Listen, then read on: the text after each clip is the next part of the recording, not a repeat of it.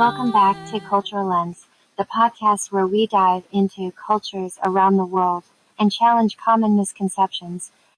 I'm your host, Kai, and today we're traveling at least in Spirito, the beautiful kingdom of Eswatini. Joining me is Findo, a cultural enthusiast and proud Swazi. Findo, welcome to the show. Thanks, Kai. I'm Pindo from Eswatini. I am really excited to be here and talk about my country.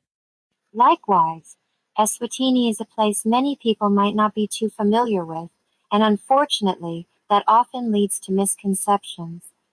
Let's get straight into it. What's one of the biggest cultural misconceptions you've come across about Eswatini?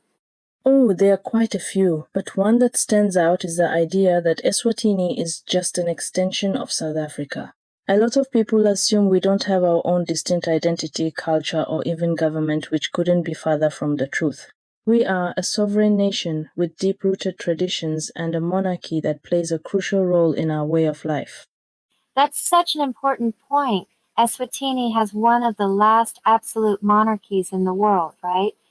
Exactly. Our king, King Mswati III, is a central figure in our governance and cultural traditions. But another misconception tied to this is that people think having a monarchy means we're stuck in the past. In reality, we blend modernity with tradition. We have a growing economy, technological advancements, and young people who are shaping the future while still respecting our cultural heritage. That's fascinating. It's a reminder that tradition and progress aren't mutually exclusive. What about misconceptions surrounding daily life in Eswatini? Oh, where do I start? A big one is the belief that we all live in rural areas and lead simple traditional lives. While we do take pride in our heritage, Eswatini has cities, shopping malls, universities, and industries. Mbabane and Manzini, our largest cities, are bustling with businesses and young professionals. That's a great clarification. I think the media often focuses on rural aspects and ignores urban development. Let's talk about culture in other areas, food, sports, and how people can learn more about Eswatini's traditions. Absolutely. Let's start with food.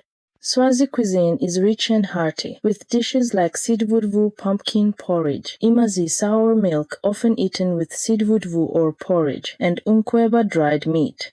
One of my favorites is sishwala, a thick maize porridge served with a flavorful meat or vegetable stew. Our meals are a reflection of our agricultural roots and the communal way we enjoy food.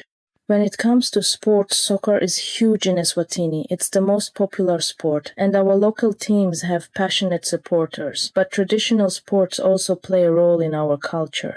Stick fighting, for example, is a significant part of our heritage and is often displayed during cultural events. That's really interesting. Stick fighting isn't something you hear about often in mainstream sports discussions. Exactly. It's not just about competition. It's about skill, discipline, and tradition.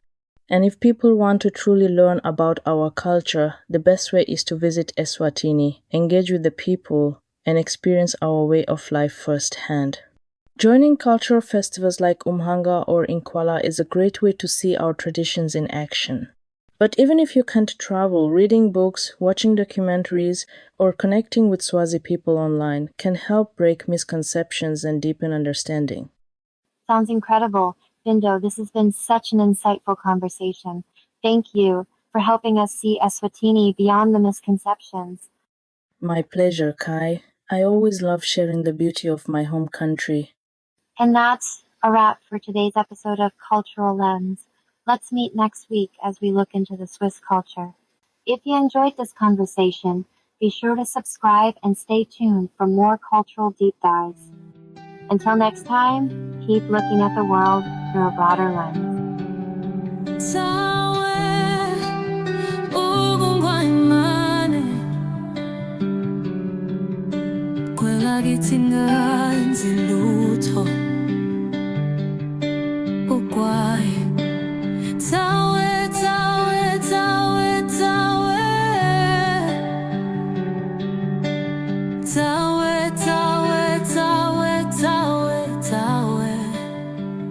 How ka bang emina